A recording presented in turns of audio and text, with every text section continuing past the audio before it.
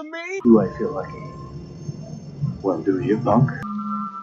Good morning, Vietnam! I love the smell of napalm in the morning. You're gonna need a bigger boat. I feel the need for speed. I wish I knew how to quit you. Love means never having to say you're sorry. You do. You'll shoot your eye out, kid. Happy Wednesday, moviegoers. Welcome to a brand new episode. Welcome to episode 249. Welcome to E.T.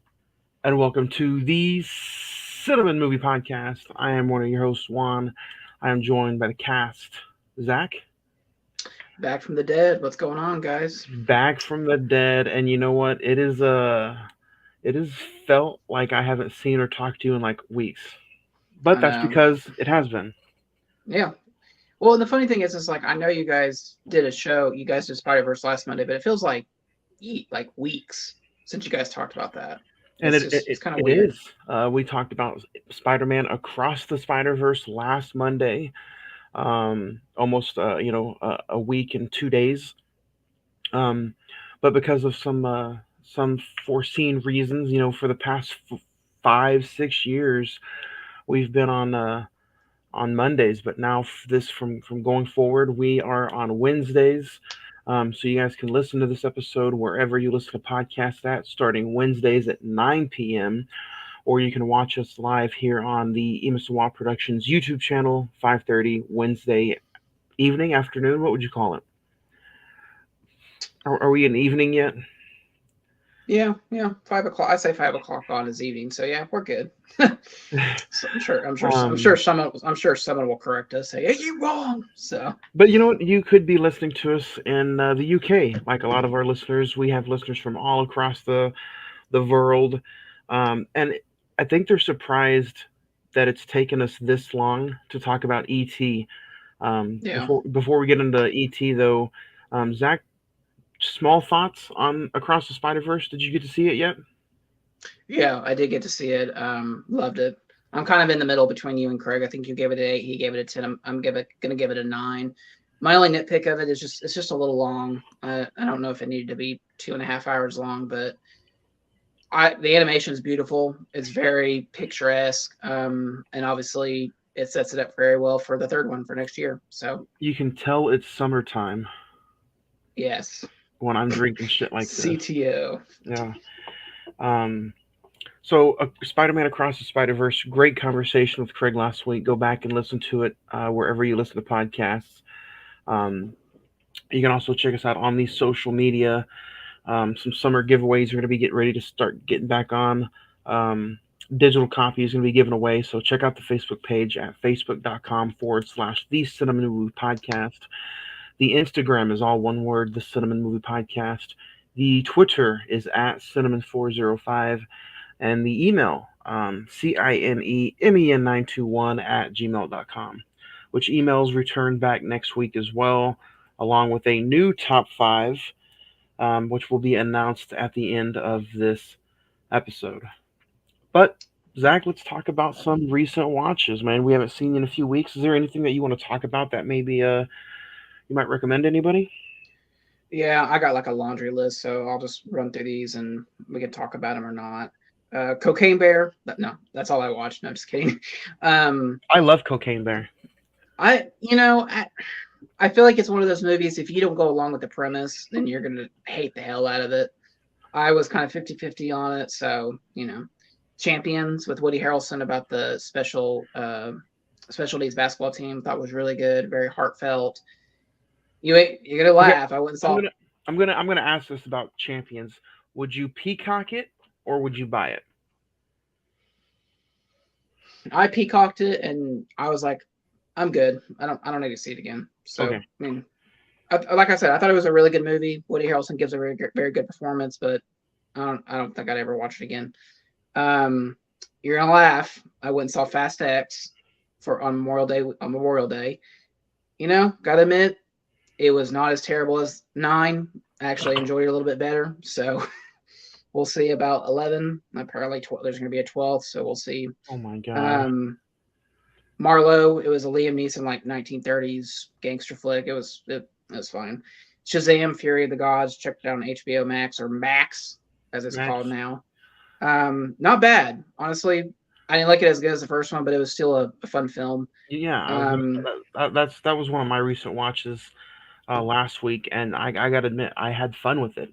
I thought yeah, I thought since it wasn't as long as the first one, I kind of enjoyed it a little bit more.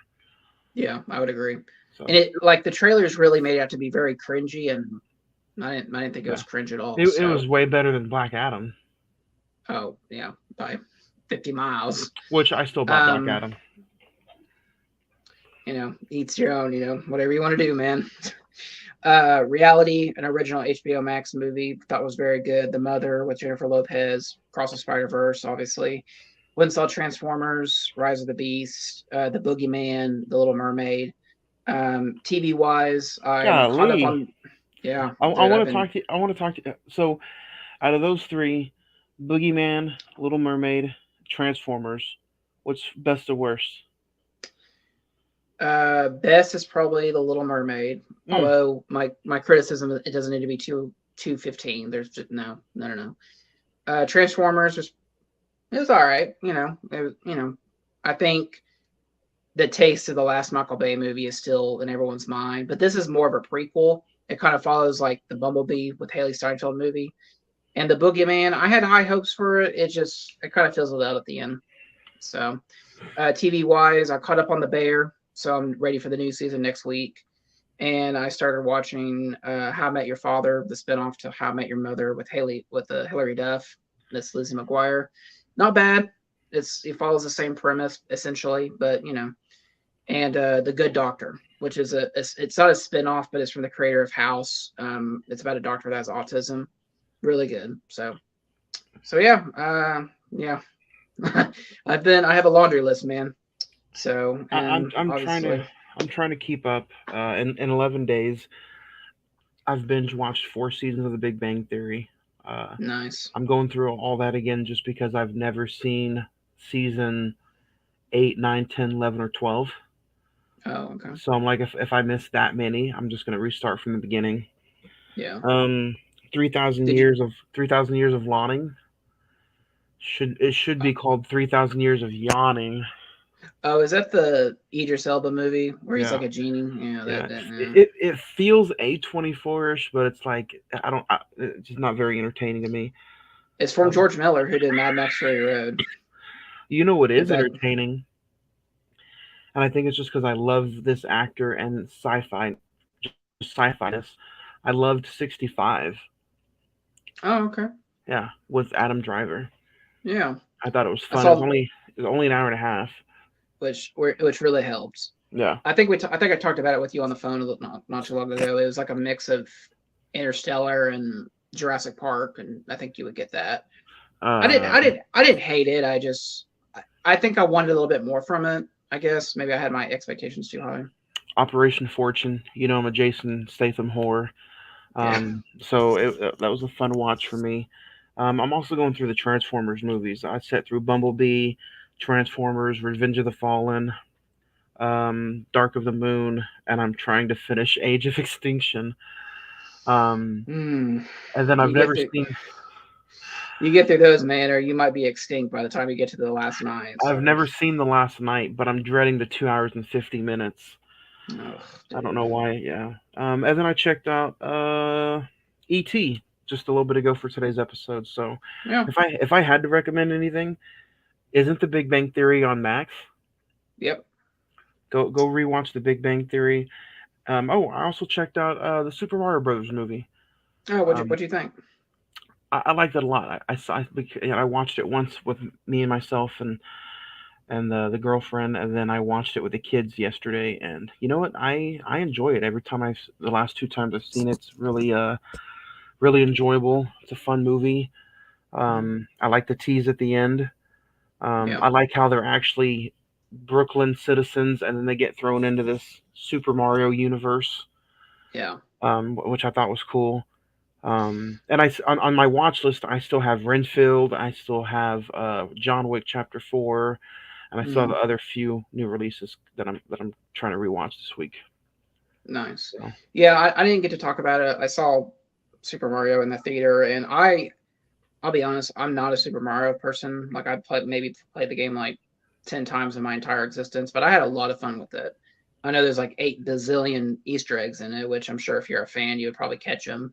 Um, but I know a lot of people had a problem with Chris Pratt as Mario, but it worked. I didn't question it. So I think the best voice performance was Jack Black. I thought he was just like awesome as Bowser. So Uh, but let's get into today's episode. If you guys have anything that you want us to watch or recommend, email us at cinemen921@gmail.com. I'll be reading out some emails next week when we talk all about the Flash. But today we're talking all about E.T. IMDb has it at a 7.9, Rotten Tomatoes at 99%. The Google users like it at 79%. And then I believe the Metascore is 91%. A troubled child summons the courage to help a friendly alien escape from Earth and return to his home planet. Starring Henry Thomas, Drew Barrymore, Peter Coit, Dee Wallace, uh, Robert McGahan. I don't know how you spell his last name. McNaughton, McNorton, Nick McNaughton, McNaughton, or McNatt. McNatt. And then written by Melissa Matheson and directed by Steven Spielberg. Zach, you are the Steven Spielberg fanatic. The budget for this, which was I find amazing, $10 million, and so far at the box office, with all the re-releases, the box office is at $792 million. Yeah. We talked to Fablemans earlier this year, so we one would almost say we almost could have dedicated the year to Steven Spielberg, but we could have, but we did not. What do you think, man? This is one of your all-time favorite movies. Do you remember the first time you saw this, and what was it like revisiting it for the podcast? So I was actually terrified of this movie as a kid, and I have a theory why when we get into the discussion. I couldn't even watch it. The first like 15 minutes absolutely terrified the hell out of me. Couldn't Scared of ET, but as I got older, it was just like, you realize it's an animatronic. It's a man in a suit, essentially. Oh, there you go. There you go. ET right there. But the older I got, I started realizing, this is, it evolved from this is a pretty good movie to this is an excellent movie. I actually saw this twice in the theaters. I saw it on the 20th anniversary re-release, and I saw it last year celebrating its 40th anniversary. I took a date who had never seen the movie, so it was interesting to get her perspective on it. But yeah, I mean, this movie, I totally agree. Top 5 Spielberg, honestly, if you could, quantify it that way. Yeah, can't wait to get into it. What about you?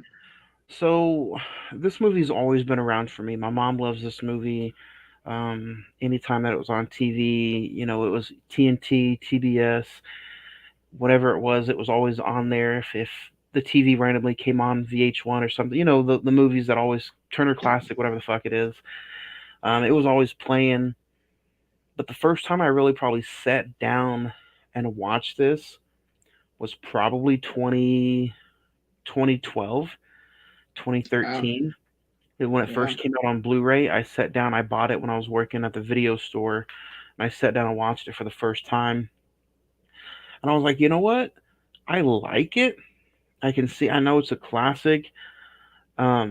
These some odd years later, rewatching it on the 40th anniversary, getting the 4K edition, it's still the same thing to me. I don't know why. I like it. I can watch it. I know it's a classic, but I'm not in love with it. Yeah. And we'll talk about it, but it's kind of just a weird situation for me, just because I enjoy everything. It's a 2 hour and 50 or a 1 hour and 52-minute movie, 155. But we'll talk about it today. And you're right. The first 15 minutes is creepy as hell. and I contribute that to the amazing John Williams score. I mean, that score is just unbelievable. It makes you it creeps you out. It makes you cry. It gives you like hope. It like energizes you. There's just a lot of moving aspects to that score, and I mean, obviously, it won the Oscar for best original score that year. Um, It won but 4 Oscars, but it did not win Best Picture. I'm almost trying to remember what won that year. Was it Gandhi? you want to? Yes, Gandhi won Best Picture that year, which I can't say anything. I haven't seen that movie, but I'm pretty sure people know E.T. more than the movie Gandhi. So it's just kind of weird how that works. I've owned it, but I've never seen it because the girth. Gandhi's girth scares me. Yeah, it's very girthy. Um, We're just gonna sit here and talk about Gandhi's girth for the next like 30 minutes. speaking of speaking of things with the letter G starting, you get Drew Barrymore's first film as she Yeah, plays is it Greta? Gertie. Girthy. I mean Gertie. Yeah. Oh, sorry. Turn into a Um, whole another podcast. but why do you think this movie is so special to not only you but like so many other people? And it's essentially a boy meeting an alien who, you know, I'm not gonna say they fall in love with each other, but they care for each other, and the boy Mhm. helps the alien get home. They they bump fingers together. You know, they do the fingering thing.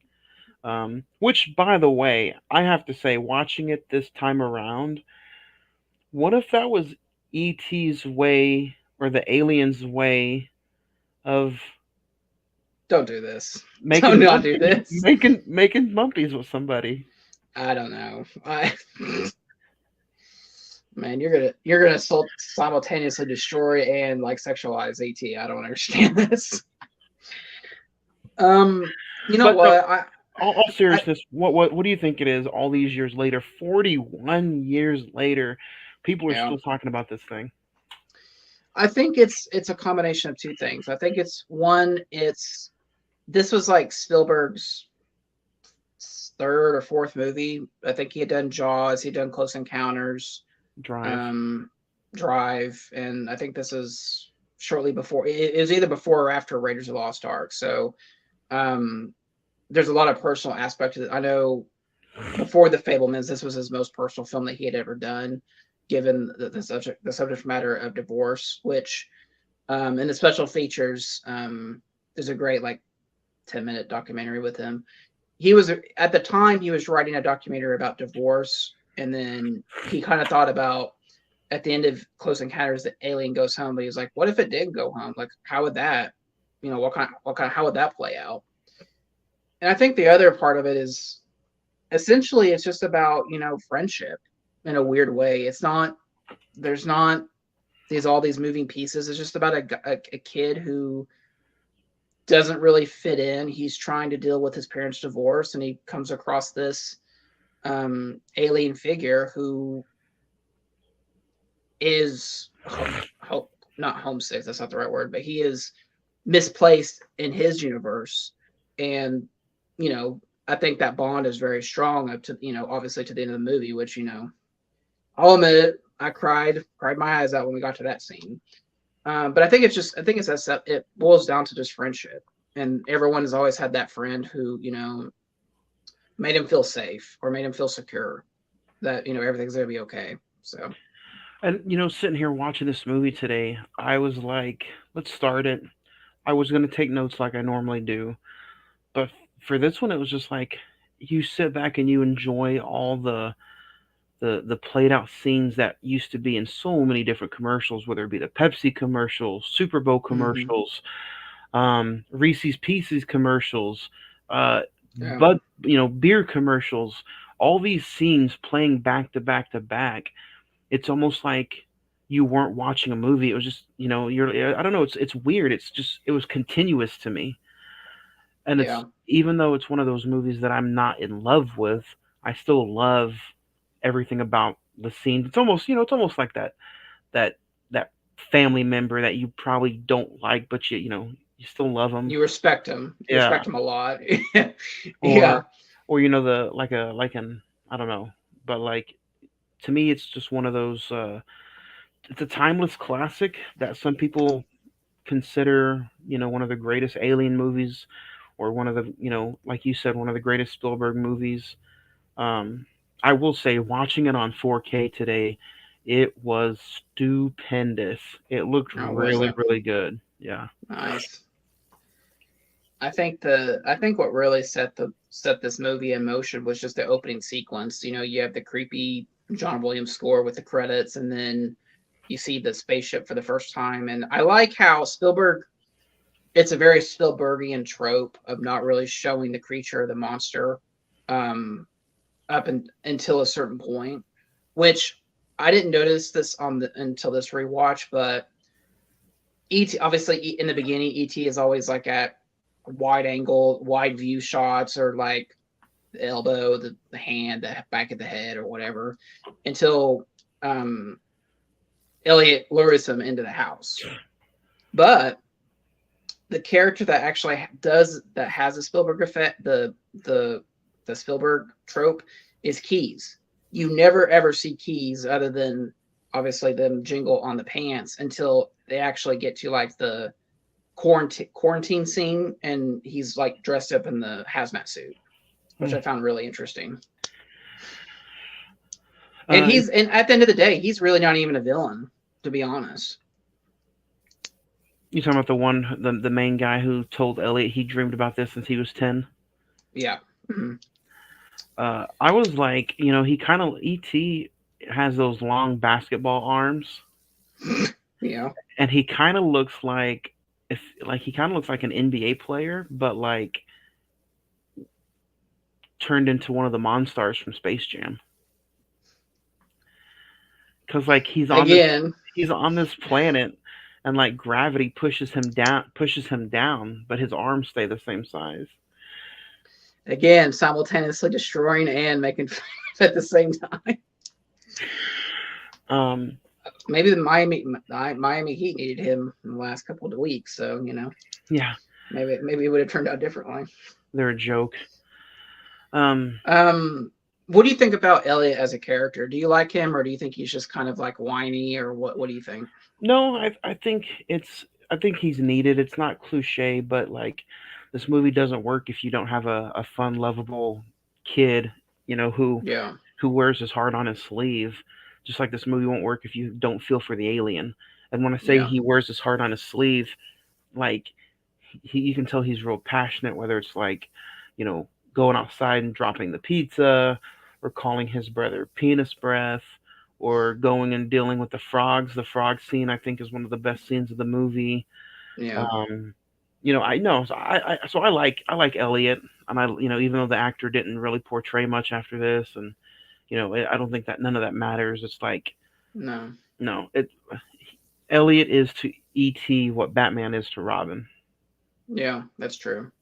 And I also like the supporting characters of Gertie, very young Drew Barrymore. I like the brother Mike, even the mom, who I think maybe is given like maybe 10 minutes of screen time. She ain't given enough screen time there, Yeah, well, you should see what she looks like now. Now, but even the mom, who only gets like 10 minutes of screen time, I think she still has has a very emotional arc of. She's very much like the mother who doesn't really pay attention to her kids, but she knows they're around, type thing. By the time we get to the contamination, the quarantine scene, and Elliot's like almost dead and ET's almost dead, it's just like, well, that's fantastic. And it's just, I think it's like the realization of, oh, so this just wasn't make believe or whatever, that this is a real thing that's going on. I was a little confused onto how she can afford all this shit being a single mom. Yeah. I mean, she got a Cadillac, or what is that, a BMW out in the yard. Yeah. She's got a big, nice home. She's got copper pans. I don't know if you saw that, but she has copper pans, bro. That shit's one is expensive. She had like 6 or 7 of them. Hey, listen, if you start questioning the money ethics of 80s movies, then you're not really paying attention to the movie, man. I mean, it's all about those copper pans, and she had them. Copper pans must have been in during the day No, they're during still that in. They're time. still in now. They're just super expensive. Um, then Johnny you got. goes by Dillard's and he's like, I want those one day.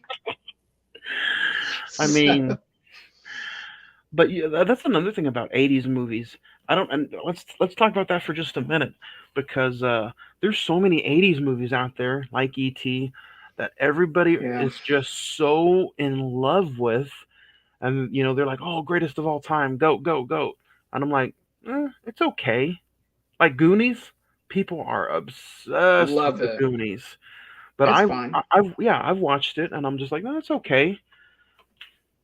And I know people probably like, oh, you're a '90s kid, so you probably think about that more '90s movies. I'm like, no, there's a lot of '80s movies I love, but there's also a lot of '80s movies that I'm just like, it's fine.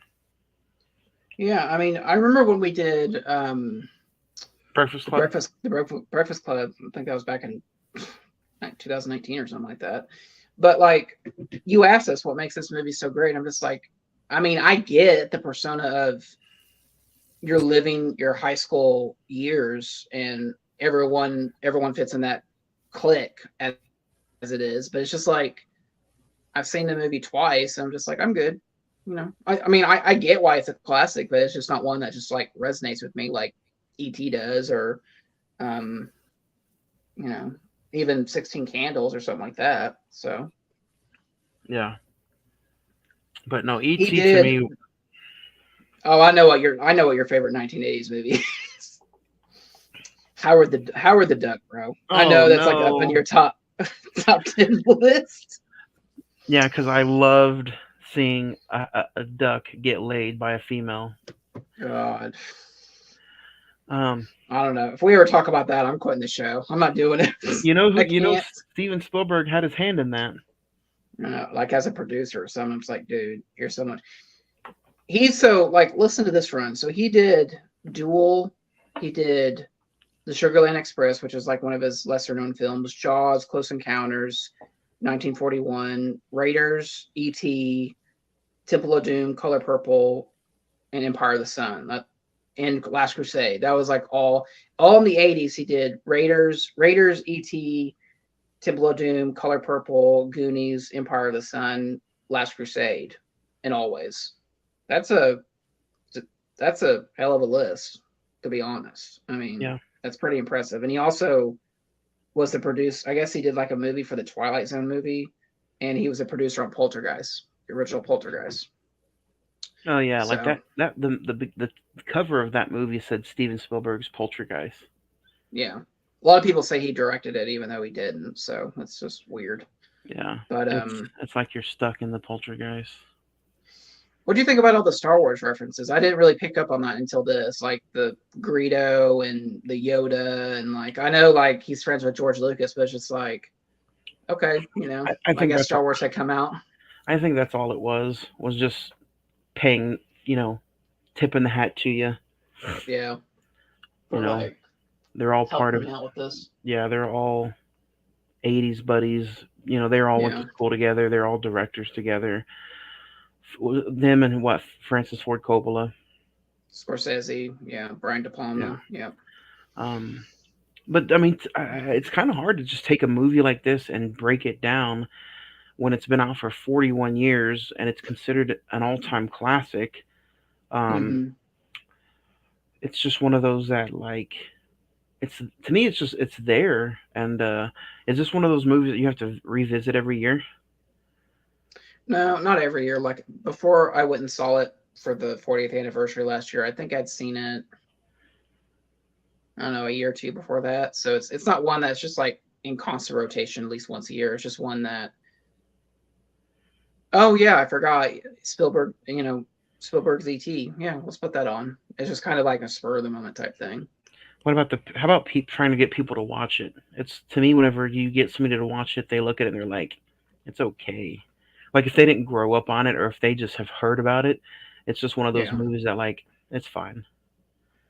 Yeah, I mean, like I said, to kind of put some backstory to that last story, I took a date that a girl I was seeing at the time went and saw it. Her brother was obsessed with the movie as a kid, but she had never seen it.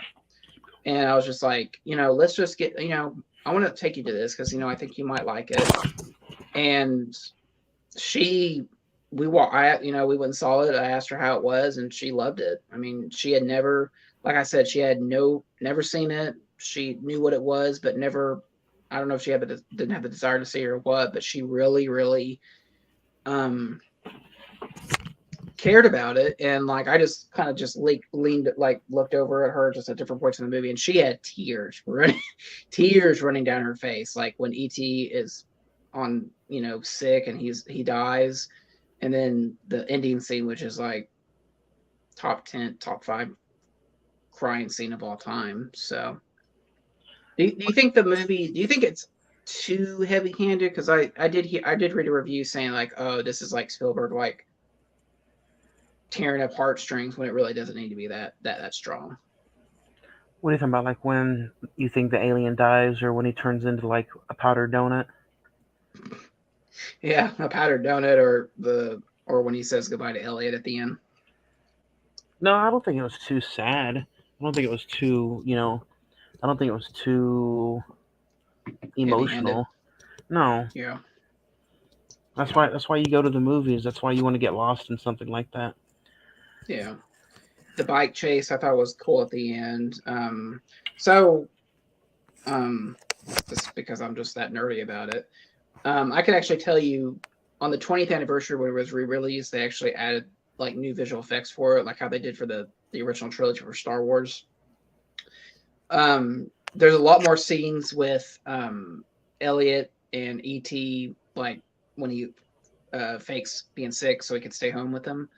The opening sequence when he's running from Keys and his crew, it's actually changed it to be a CGI ET, which it looks fine, but like the idea of him just kind of coming towards the screen like in a very fast motion works a lot better.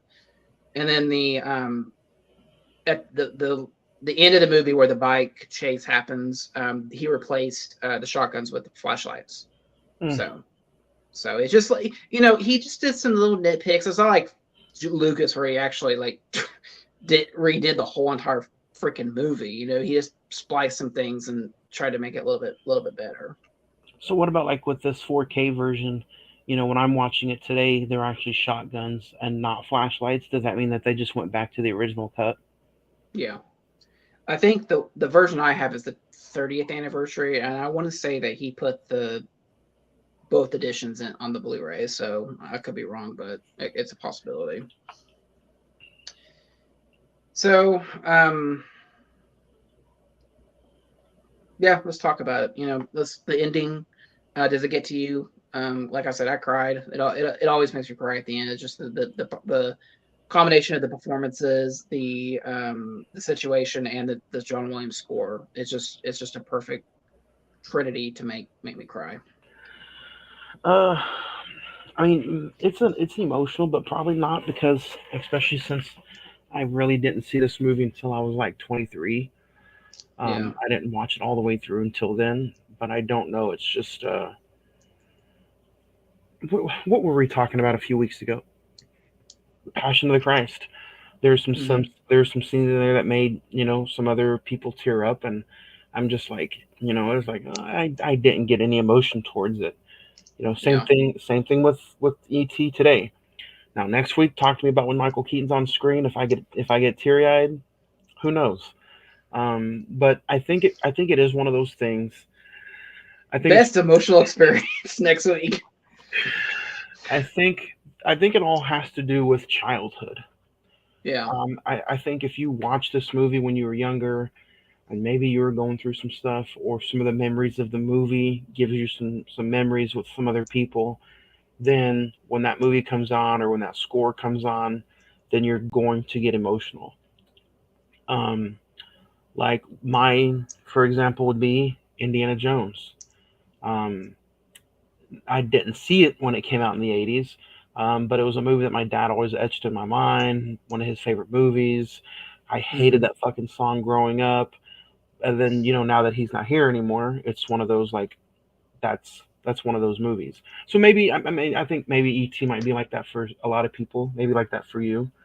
But for me, like, I don't get emotional. I can see why people would get emotional for it because it's kind of like Marley and Me, guy and Yeah. man's best friend. So um, it's yeah. It's just a weird relationship I have with this movie because I was just so petrified of it as a kid, and then like as you grow up and just be like, wow, this is actually kind of good. It's not terrifying other than the first like 10-15 minutes. Um, and it just there's just something about it that's just like it has the I guess it's the Spielberg magic of like, you know, this, I'm not gonna say this could happen, but I'm just saying the reality of like an alien coming down and just like being left behind and like someone caring for it, like wanting it, like, you know, truly having the heart to care for it. I think, it's just that magic that you believe and you just never question it during the movie. And I You, think that's what makes it so powerful. you know what I kept having references to during the movie, and maybe it's because I'm a father now and I have a 2-year-old almost, but I kept having references to my little boy. Um, with Mm, Elliot trying to take care and keep an eye on this little alien who doesn't really, understand. And I'm not calling him an alien, but and it's I think you are, but it's kind of the same thing. He's a little human that doesn't yeah. quite understand. I have to sometimes um, have him come here and drop Reese's Pieces down on the floor. Then he'll come to me slowly. Um, but it's also probably not. You know, I now only get to see them part time, so that's probably where the emotional factor came in for me today watching ET. But Yeah. I did think of the little the little booger whenever yeah, Elliot was trying to take care of ET. I kind of put myself in Elliot's shoes. I'm like, I got to do the same thing sometimes to a 2-year-old. Yeah. Well, and I think the difference between you and Elliot is not really you don't set Reese's Pieces down on the floor. It's actually Taco Bell Dorito tacos, Yeah, and it just like yeah. it's like Or, it's a magnet. or if I'm being serious, it's gummies, like little fruit Yeah. gummies. He's obsessed Yeah. with fruit gummies. So when ET was grabbing the Reese's Pieces, that's what I imagined. So Yeah. I mean, it's like I said, I would put this in top five Spielberg films. It's I feel like it's a cop out to say that it's his best film because I mean it's just I mean it's cool that this was nominated for Best Picture and he was nominated for Best Director, but I mean but I mean, let's in look. How can you sit there and say E.T., Jaws, Indiana Jones, uh, yeah. Well, that's what I was gonna Jurassic get to. Jurassic Park? How dare you? No, but that's what I was gonna say. Like him not winning Best Director seems right because he's much more deserving of it later in his career with Schindler's List and Saving Private Ryan. Those are just much more complicated films. But So also, like, how can you sit there? It is like, how does one rank a number one Spielberg movie when you have all those different memorable decade films? yeah, no, I agree. I mean, like I hate when you say let's do a top five Spielberg list. It's like, ah, damn, it's too difficult, man. It's just like I mean, Jaws, E.T. I put E.T. in there. Jaws, E.T., Jurassic Park, Saving Private Ryan, Schindler's List. I mean those just in on themselves are just like, damn, those are just like really really good movies. I mean, you just can't deny that. So, And that's not even mentioning things like The Terminal. like you said, right? Indiana Jones, War of the Worlds. I put Fablemans in there. Ready Player One. Bridge I of keep Spies. I keep forgetting that Ready Player One is a Spielberg movie. Yeah. The aesthetic, the cinematography is very Spielberg. Um, his next movie, if I'm not mistaken, he's doing a remake of Bullet, the Steve McQueen movie with Bradley Cooper, which I think that could be kind of cool. Interesting, very interesting. Out of all people, So he'd pick Bradley Cooper. yeah, And so we'll see. Ready Player One, I haven't seen since I saw it in theaters, and then I saw it on Blu-ray. I haven't seen it since. It's a fun movie. That's really fun. Um, Speaking of fun, do you have any favorite scenes from E.T.? I know we could probably sit here and talk about the entire movie and all these scenes all day. Okay, let's start with the opening credits. So like the font of the title. No, I was playing. Um, the drunk scene is really funny. It's a really cool scene. Like, and I like that aspect of it. Like Elliot feels what he feels, or it's just kind of like a portal into his world or whatever. It's kind of cool. Um, him cutting back. I thought it was a cool like cutting back sequence where ET is watching television, but it's also happening in real life with Elliot and the girl. That was really good. The interactions of Mike and Elliot, I thought were good. I think the goodbye scene is obviously, I could probably put that as my favorite scene, to be honest, but something that's just a little mundane is just him explaining the world. Him talking about, like, this is food, these are cars, we drive in them, this is candy, we eat this. I thought was just really, like I said, it's a little thing to do, but it has a powerful, like, it's like you said, like you and your son, Johnny. It's just like you trying to explain the world to him, and that's Yeah. essentially what that is: a parent and child. So, If I had to pick some favorite scenes besides the classroom frog scene, um, I would probably say the drunk scenes, like you said, were fun. Um, the scene where they take him out in Halloween costume is fun, and then that leads into the famous flying bike scene. yeah, So overall, it's kind of hard to pick a favorite scene from this movie, just because to me, even though this movie's 2 hours, like it flies by yeah, it really because does. The because pacing of of it is excellent. because of how famous each and every scene almost is. So And I even put like the opening scene where ET is just exploring his surroundings, and then the chase happens. I thought it has a very good, and it goes back to John Williams' score. It has a very good chase element to it. So. yep. So if anybody out there has any favorite scenes from ET or wants to give out their star rating, send us an email, cinemen921@gmail.com. Let us know your star rating for ET. I'm gonna give this movie a 9. Um, to me, it's a damn near perfect '80s sci-fi movie. Um, like I said, to me, it's one of those. It's like a family member. You love your family member, but you're not in love with your family member. So Yeah, that's how I feel about this movie. I love it. It's a classic. It's a timeless classic, but I'm not in love with it. It's not a go-to for me. yeah, And I think it's just because I don't have any sentimental value to it. So, but still, it's a 9. It's a pretty big score. yeah. So, what about you, Zach? I'm gonna give it a 10. Like I said, I could see, I have it in my top 5 Spielberg films. I can understand if this was your favorite Spielberg movie. I understand. I completely get it. Um, Spielberg's direction, the John Williams score, the performances.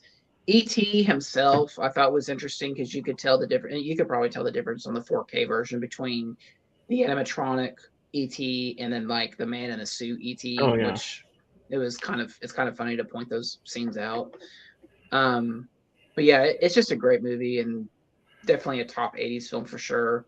And the funny thing is like when you Google, just put in Steven Spielberg movies, the Fablemans is Fablemans is the first one that pops up, probably because it's just his most recent one. Jaws, Schindler's List, E.T., Jurassic Park, and Raiders are like the top 4 that come up. So I mean, I think people would agree that's definitely one that it's one of his lovable films. So, but next definitely. week, guys, It seems like we've been talking about this movie since 2018. But next week we go back to the movie theater to check out The Flash. Um, Ezra Miller, Michael Keaton, Andy Machete, Michael Keaton. Um, you're just gonna keep singing Michael Keaton for the Michael next Keaton. like 3 minutes. Michael Keaton's in this movie. Um, you already got tickets, Zach. What do you think? Yeah, we're going. Saturday afternoon. The movie's almost 2.5 hours long, so I just hope I hope we get some clarification of where we're going in the DC, because this is their chance just to kind of do the Flashpoint thing and just reset the whole deck. And I think it's going to be awesome to see Michael Keaton as Batman again. I know you never thought that day would happen, so you're just going to be like clenching your butt cheeks the entire time. So And then also Ben Affleck's in the movie. Yeah. I don't know if there's going to be any other cameos that we might see. What did you think about news breaking this week about the Joel Schumacher director's cut of Batman Forever? Which is that worthy of an episode? That made me think about just doing Batman Forever and as an episode entirely, because we've already done Batman and Batman Returns. Which one is Forever? Is that the one with Schwarzenegger? No, that's the one with Jim Carrey. Schwarzenegger's Batman and Robin.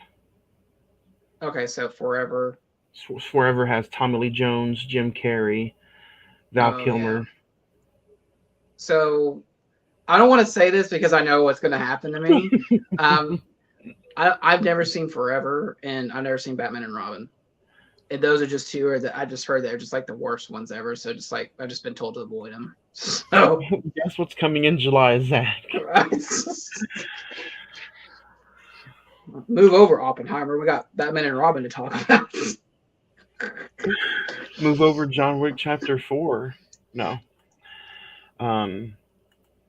Which, I mean, it's going to be a fun month. There's still 5 Wednesdays in July. Next week on the 21st, we're talking about The Flash. And then 2 weeks from today on the 28th, we're talking about WALL-E. So, yeah, should be some fun conversations until The Flash. Oh, next week's top 5. We are talking about top 5 recasts. Was it a good idea or a bad idea? So it can be a good or bad one, Zach, whichever one you decide to put in your top 5. Just because of the news of them maybe recasting The Flash. Andy Muschietti says if they do a sequel, he's not recasting. So I thought it'd be fun to talk about a recast. For example, Batman Forever. Val Kilmer was recast as Batman. So I think that should be a fun top 5 list, something we don't think we've ever done. So yeah, that's next week. Any final thoughts on E.T. before we move on to The Flash? No, just go see it. If you're a Spielberg fan, if you're a movie fan, if you enjoy films of the 80s, I think it's definitely worth your time and effort. So, all right, guys, go see E.T. June 11th was its 41st anniversary. And then you know what? Starting tomorrow night, you can go see The Flash in theaters. Go see The Flash, and then come back next Wednesday and join us for an episode as we talk all about The Flash and our top 5 recasts on a brand new episode of the Cine-Men Movie Podcast. That was The Flash, right? Right there. There you go. Yeah. Next week, The Flash. Have a good week.